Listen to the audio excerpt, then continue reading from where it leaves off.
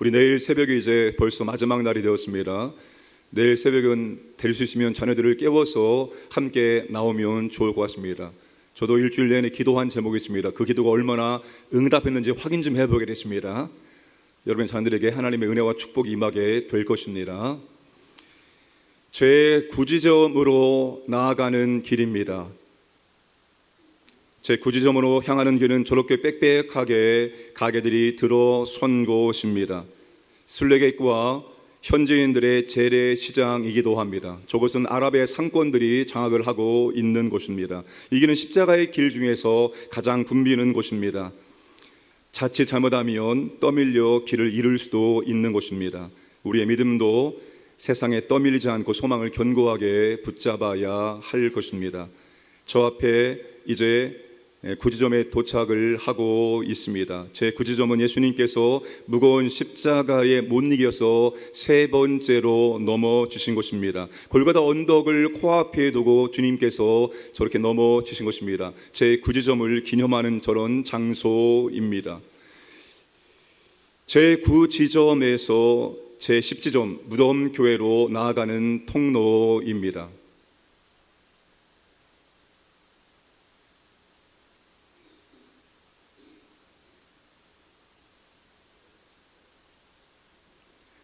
저 통로를 통과해서 이제 무덤교회 앞으로 나아갑니다. 저 통로 안에는 두 개의 교회가 있습니다. 에디오피아 교회가 있고 그리고 아래쪽에는 콥틱 교회가 있습니다. 모든 장소마다 다 기념교회가 들어선 것을 우리가 확인할 수가 있습니다. 저곳이 바로 무덤교회 앞에입니다. 주 4세기경 콘스탄티누스 황제와 그의 어머니 헬레나가 처음으로 교회를 세웠고 그 교회 후에 지금의 교회가 증축이 된 것입니다. 저 교회 내부의 사진을 먼저 보겠습니다. 내부의 사진 보여주세요. 영상을 멈추시고 저 내부의 사진 보시면 저렇게 두 군것이 있습니다. 예수님이 십자가에서 못 박히신 골고다 언덕, 갈보리 언덕, 골고다 언덕이죠. 그리고 예수님이 묻히신 예수님의 돌 무덤이 저렇게 교회 안에 쌓여져 있습니다. 저 교회 내부에는 11지점부터 14지점까지 4개의 지점이 있습니다. 아까 보던 영상을 계속 보여주겠습니다.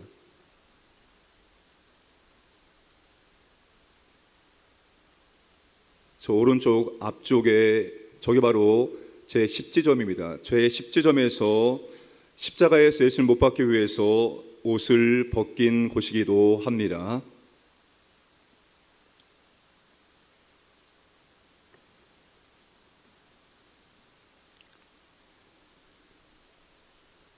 요한복음 19장 23절에 보시면 군인들이 예수를 십자가에 못 박고 그의 옷을 취하여 4깃에 나눠 각각 한 깃씩 얻고 속옷도 취하니 이 속옷은 호지 아니하고 위에서부터 통으로 짠 것이라 되어 있습니다.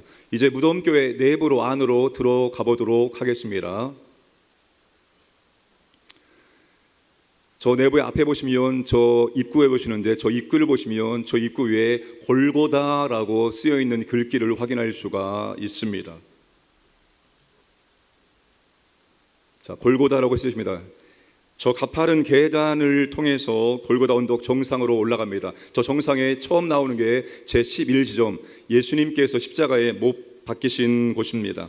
예수님을 십자가에 눕혀놓고 예수님의 손과 발에 못을 박는 곳이 바로 저 지점이 되어집니다. 바로 옆에 가시면 제 12지점입니다. 예수님께서 십자가에서 달리시고 운명하신 곳입니다.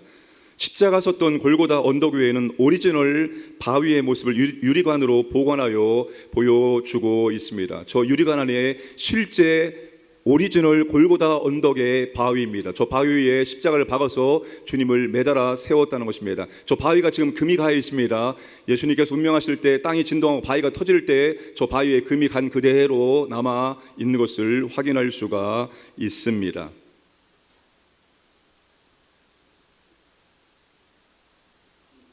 저 바로 옆에 보시면 마리아의 심장에 칼이 박혀있는 그런 조각상을 볼 수가 있습니다. 시므온이 예언했던 것처럼 마리아의 가슴에 칼이 박힌 저런 조각이 되어 있습니다. 십자가에 못 박히시고 십자가에 매달리신 예수님은 마지막 순간까지 그의 삶으로 하나님의 말씀을 이루어 가셨습니다.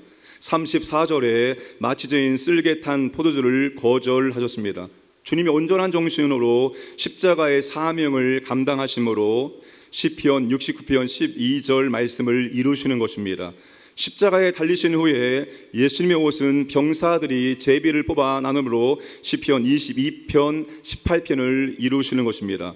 온전히 순종 하나님의 아들 예수님의 머리 위에는 유대인의 왕이라는 조롱의 명패가 달립니다.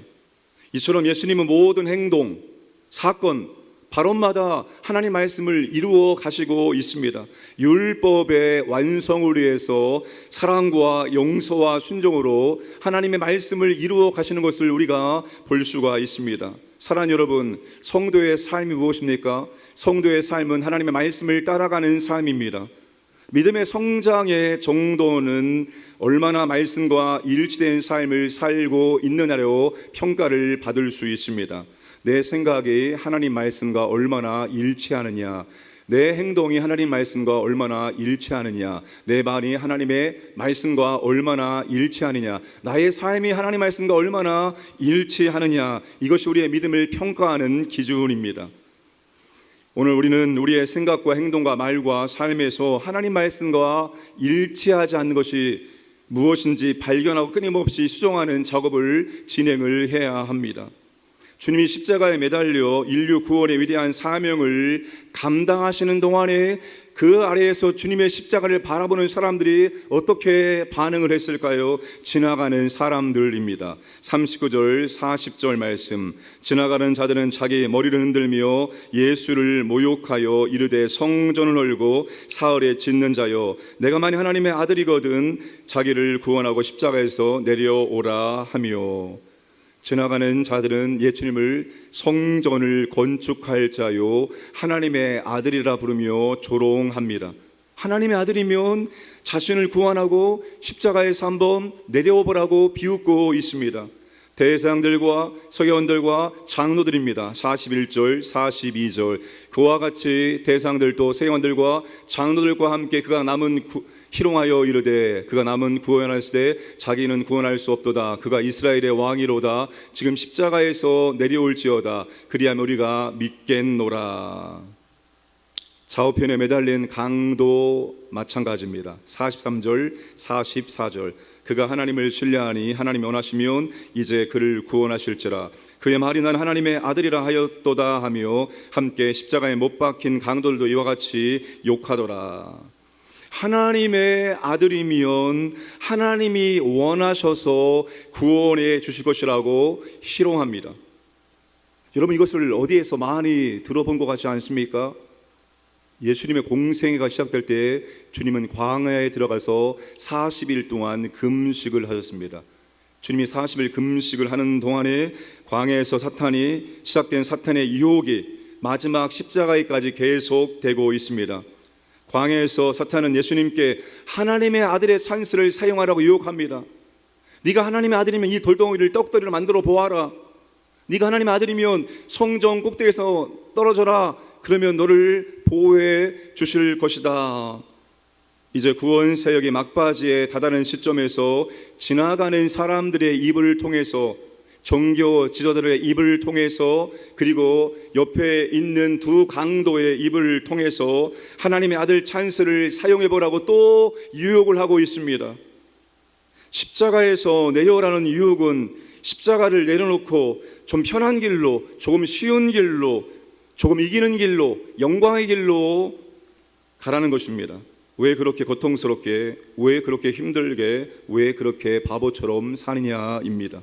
그러나 주님은 하나님의 아들 찬스를 절대로 사용하지 않으시고 끝까지 십자가의 사명을 감당하십니다. 왜냐하면 그것이 십자가의 사명 감당하는 하나님 아버지의 방법이기 때문입니다.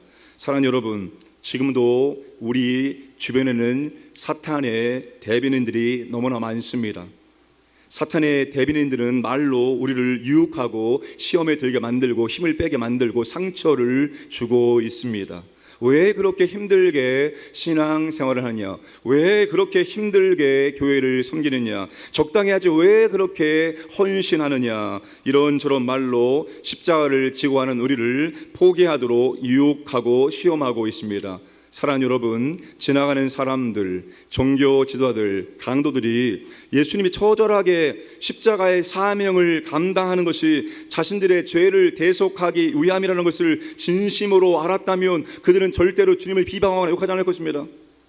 주님 제발 조금 더 힘내주시기 바랍니다. 주님 제발 더 잘 감당하시기 바랍니다. 주님 감사합니다라고 정말 주님을 응원하고 주님을 박수를 칠 것입니다.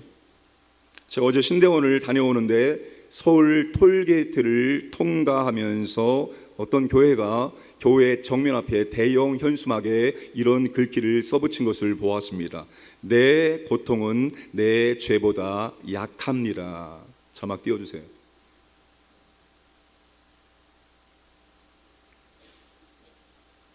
여러분들이 기도를 많이 하지 않고 오늘 이 예배에 참석한 것 같습니다. 내 고통은 내 죄보다 약합니다. 무슨 의미겠습니까? 의미 부여에 따라 여러 가지 의미를 내포할 수 있습니다. 저는 이렇게 생각했습니다. 고통보다 죄가 더 강하다는 것입니다. 죄가 더 무겁고 죄가 더 끔찍하다는 것입니다. 여러분, 죄가 우리의 어떠한 고통보다 더 우리를 고통스럽게 만드는 것입니다. 죄가 주는 고통을 우리의 힘으로 감당할 수 없고 우리가 어떠한 방법으로도 해결할 수가 없다는 것입니다. 이것을 안다면 주님이 내 죄를 대신 갚기 위해서 십자가에서 고난을 당하실 때 주님 감사합니다, 주님 사랑합니다, 주님 힘내세요, 주님 아무것도 할 수 없는 제가 너무 부끄럽고 너무 죄송합니다라고 고백하지 않을 수가 없을 것입니다. 그런데 어떤 사람들 그렇게 하지 않았습니다. 전부 희롱하고 모욕하고 비방하고 욕했습니다. 사랑하는 여러분, 지금 우리에게 필요한 것은 비방이 아닙니다. 비판이 아닙니다. 힘 빼는 말이 아닙니다. 부정적인 말이 아닙니다. 격려하고 응원하는 말입니다. 위로하고 힘주는 말입니다. 축복하는 말입니다. 감사하다는 말입니다. 더 힘을 내서 감당하라고 박수를 쳐주는 말입니다. 우리 교회가 이런 토양이 되고 이런 분위기가 만들어지기를 주님의 이름으로 축복합니다. 여러분, 찬양대가 오늘 이 찬양을 하나님께 영광 돌리기 위해서 오늘 새벽에 몇 시에 일어나셔서 몇 시에 교회에 나오셔서 연습하고 이 자리에 섰을까요? 4시 반에 연습하기 위해서 교회에 오는 것을 제가 보았습니다. 광주 기독교연 앞에 부활전환 예배 그리고 찬양제로 하나님께 영광 돌리기 위해서 연합찬양대가 얼마나 준비했을까요? 금요 찬양단이 그렇게 매일 새벽을 깨워 금요일마다 그렇게 목소리 높여서 찬양을 부르고 있지 않습니까?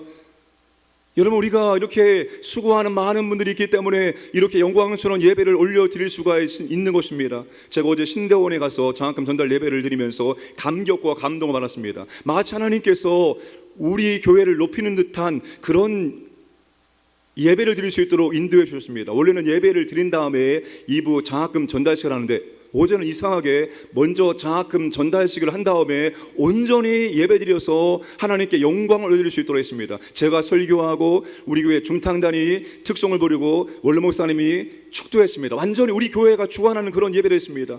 여성 중창단 어제 찬양을 얼마나 멋지게 불러서 하나님께 영광을 올려드리는지 모릅니다. 이런 모든 분들의 그런 수고가 있었기 때문에 우리가 하나님께 영광 드리고 우리가 이렇게 아름답게 풍성한 예배를 올려드릴 수 있는 것입니다. 우리는 그런 분들에게 박수를 치고 격려하고 감사합니다, 사랑합니다라고 그런 말을 할 수 있어야 되는 것입니다. 교회의 토양과 분위기를 바꾸기 위해서는 먼저 우리의 말부터 바뀌어야 됩니다.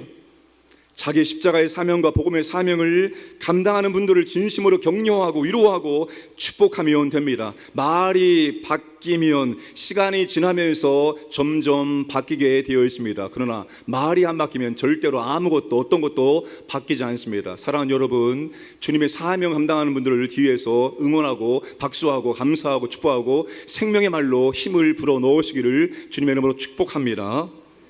주님이 십자가에 매달린 6시간 동안 7마디 말씀을 하셨습니다.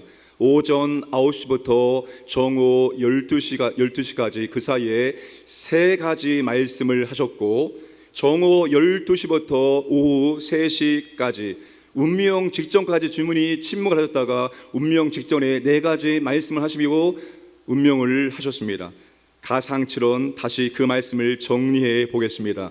가상 1호는 누가복음 23장 34절입니다. Apa? Pakop. Dilahir din ng mon. 되었다. 아버지, 저들을 사하여 주옵소서. 주님은 과다 출혈과 탈수 상태가 되어 머리가 깨지는 두통에 있을 때 십자가에 달리시는 당신의 마음과 뜻을 우리에게 알려주시고 보여주시고 계십니다. 고통의 순간에도 하나님 아버지와의 친밀함을 유지하면서 하나님께 간절한 기도를 올려드리고 있습니다. 아버지, 저들을 사하여 주옵소서.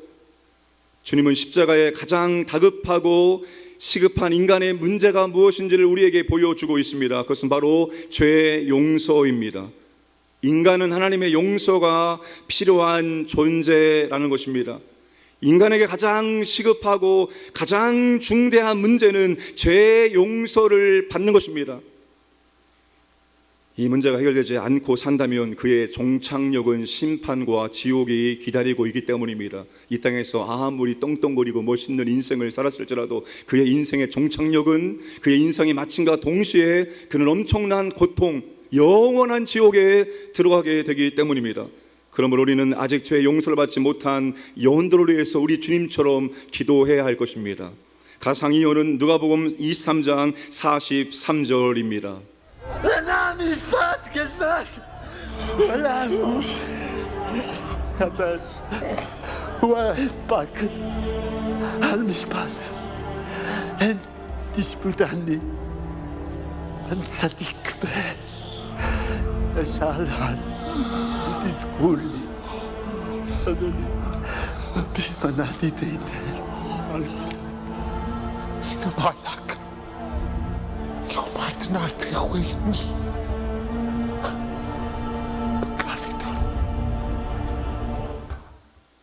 저는 제 영화 보면서 채찍에 맞아 찢긴 예수님의 피투성이 몸과 그렇지 않은 광도의 몸이 왜 다른지 고민하게 되었습니다. 그것은 지난번에 소개했던 것처럼 채찍의 맞음이 우리의 형벌의 중요한 요소이기 때문입니다. 가상이혼은 주님께 가장 중요한 일이 영혼 구원임을 보여줍니다. 주님 옆에 못 박힌 두 강도 중에 우편 강도가 죄를 회개하고 신앙을 고백하고 놀라운 구원을 받았습니다. 자막됐습니다. 예수님의 관심과 예수님께 중요한 일은 영혼을 구원하는 일입니다. 십자가 아래에서 모든 사람들이 주님을 비방하고 모욕하고 욕할지라도 주님이 그들에게 관심조차 눈길조차 반응조차 하지 않으셨습니다. 그러나 우편 강도의 요청을 부인하시거나 거절하지 않으셨습니다. 주님께 나오는 자, 주의 이름을 부르는 자는 누구든지 그가 강도일지라도 주님은 그를 받으시고 그를 구원해 주신다는 것입니다. 그러므로 오늘 우리는 우리의 관심도 우리에게 중요한 일도 영혼 구원이 되어야 되는 것입니다. 여러분, 주님을 거부하고 믿지 않는 한 영혼이 임종 직전에 있을지라도 우리는 그에게 복음을 증거하고 주님을 영접함으로 구원에 이룰 수 있도록 포기하지 않아야 된다는 것입니다. 가상 3호는 요한복음 19장 26절입니다. 오빠께 요한은 바로 막 여자여 보소서 아들이니이다. 가상 3호는 육신의 어머니 마리아와 사랑하는 제자 요한에게 주신 사랑의 말씀입니다. 어머니 마리아만큼 아들 예수님을 사랑하는 사람은 없을 것입니다. 어떤 심정으로 죽어가는 아들을 뒤쫓아가면서 바라보았을까요? 그 마리아의 심정이 무엇인지 우리는 충분히 짐작할 수 있을 것입니다. 그러나 어머니 마리아는 아들 예수님께 어떠한 말도 하지 않았습니다. 사복음서에 마리아가 주님 보면서 어떤 말을 했다고 기록을 하고 있지 않습니다. 마리아는 고통과 슬픔을 억누르고 말없이 아들을 따라가며 아들의 자리를 끝까지 지켜내고 있습니다. 예수님은 고통의 순간에 자신을 사랑했고 자신이 사랑했던 어머니를 생각을 합니다. 예수님은 십자가에 매달려 있었지만 육신의 어머니에 대한 사랑의 책임을 절대로 간과하지 않으셨습니다. 신앙이라는 이유로, 사역이라는 이유로 가족에 대한 사랑을 등한히 여기지 마시기 바랍니다. 교회에서는 열심히 섬기고 진정으로 가족에게 할 사랑을 하지 못하는 것은 올바른 신앙이 아닙니다. 우리가 여기에서 주님을 최선을 다해 섬기는 것처럼 우리는 가정에서도 우리의 역할을 최선을 다해서 섬겨야 됩니다. 아내의 역할을, 아버지의 역할을, 남편의 역할을 우리는 충분히 감당할 수 있어야 한다는 것입니다. 가상 사언은 마태복음 27장 46절입니다. 라이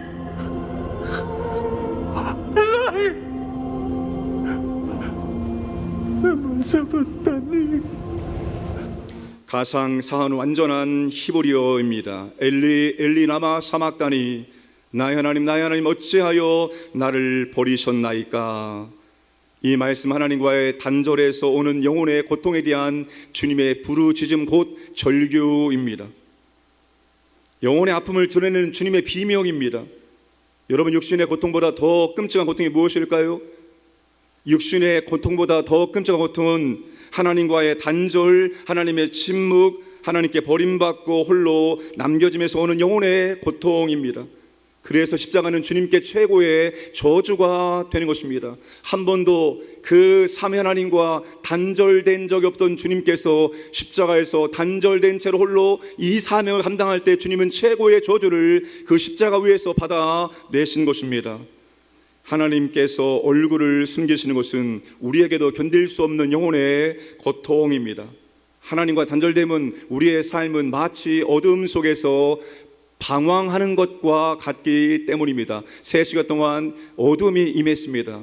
하나님을 알지 못하며 하나님 함께하지 않으면 인생은 어둠이 될 수밖에 없다는 것을 우리에게 명확하게 보여주고 있는 것입니다. 주님은 영혼의 고통 중에도 하나님 말씀 붙들고 절규하셨습니다. 주님께 여전히 하나님은 나의 하나님이셨습니다. 나의 하나님 어찌하여 나를 버리셨나이까 라고 절규하십니다. 여러분, 하나님의 임재가 느껴지지 않을 때, 하나님이 침묵하고 가실 때 우리는 어떻게 하면 좋을까요? 우리는 부르짖어 하나님을 불러야 됩니다. 나를 찾고 부르면 내가 너희를 만나리라. 하나님의 임재가 안 느껴지면 하나님을 부르짖어 찾으면 됩니다. 하나님의 임재가 느껴지지 않으면 우리는 말씀을 붙들고 하나님을 찾으면 되는 것입니다. 그러면 우리가 다시 하나님의 임재 가운데 들어가고 하나님의 임재의 은혜를 경험할 수가 있습니다. 가상 후원은 요한복음 19장 28절입니다. 선배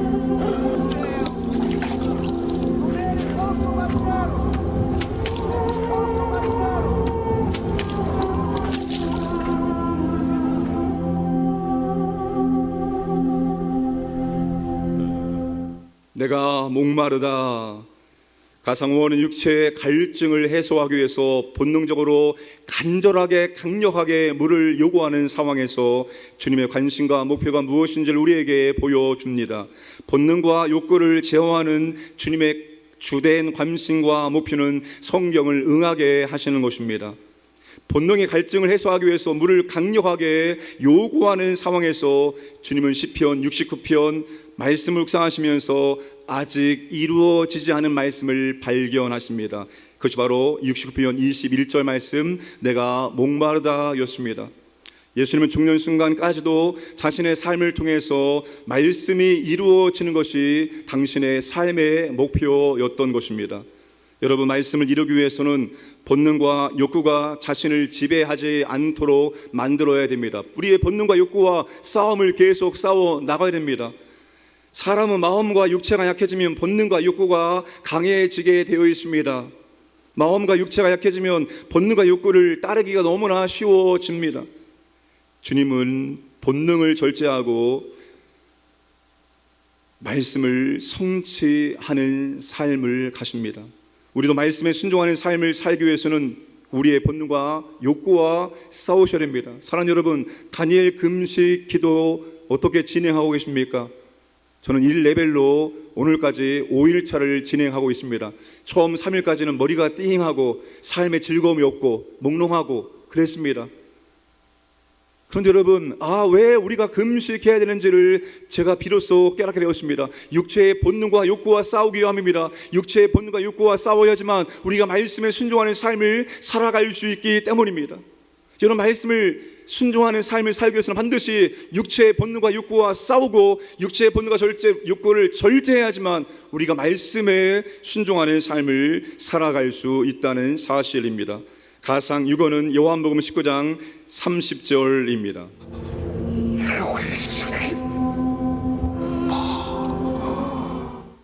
다 이루었다. 가상 유거는 예수님이 이 땅에 오신 목적을 완수하셨다는 선언입니다. 다 이루었다, 이 말씀은 위대한 선언이며 위대한 승리의 선언입니다. 주님은 죄의 형벌에 대한 하나님의 진노를 다 이루셨습니다. 예수님의 십자가는 우리를 정죄하는 율법의 모든 유구와 양심의 송사를 다 이루신 것입니다. 더 이상 그 누구도 무엇도 우리를 정죄할 수는 없습니다. 예수님이 죄의 대가를 완전히 십자가에서 온전히 다 지불하셨기 때문입니다. 예수님이 십자가에서 진노와 저주를 다 담당하시고 이제 우리에게 주님의 은혜와 사랑과 생명을 선물로 주셨습니다.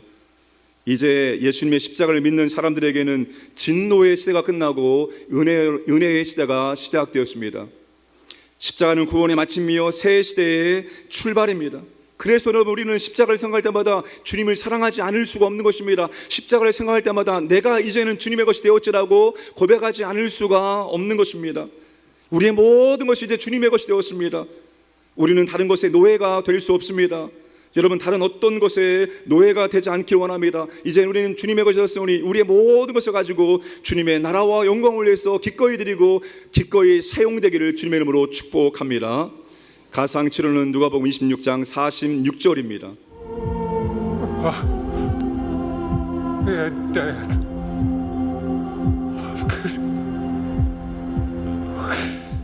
아버지, 내 영혼을 아버지 손에 부탁하나이다. 가상 치료는 영혼의 간절한 탄원입니다. 이 탄원의 내용 역시 예수님의 부르짖는 기도였습니다.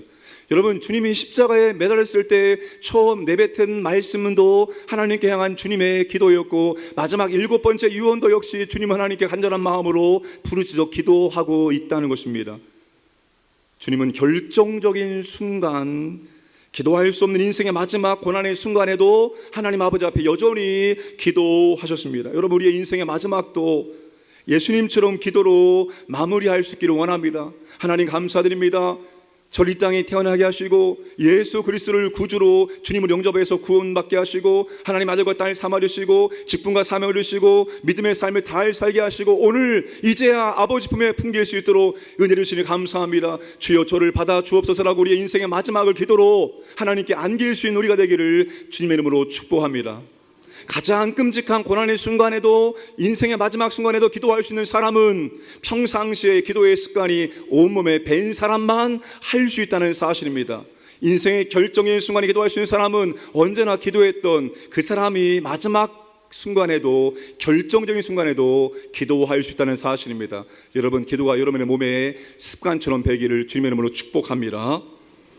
이 세상의 모든 관계는 언젠가는 끝이 납니다. 사랑하는 부모님과의 관계도 끝이 나고, 사랑하는 남편과 아내와의 관계도 끝이 나고, 사랑하는 자녀와의 관계도 언젠가는 끝이 나게 되어 있습니다. 그러나 성도에게는 한 가지 불변하는 관계가 있습니다. 그것이 바로 하나님 아버지와의 관계입니다. 주님은 내 영혼을 아버지 손에 맡긴다라고 마지막으로 고백하며 기도하고 있습니다. 당신의 영혼도 아니고 우리의 영혼도 아니고 바로 내 영혼이라고 말씀을 하고 있습니다. 우리 이 세상 인생을 마치고 우리의 영혼이 하나님께 돌아가는 날이 돌아오게 되어집니다. 하나님 앞에 설 내 영혼에 대해서 얼마나 깊은 관심을 갖고 계시며 얼마나 내 영혼을 여러분은 살피고 돌보시고 계십니까?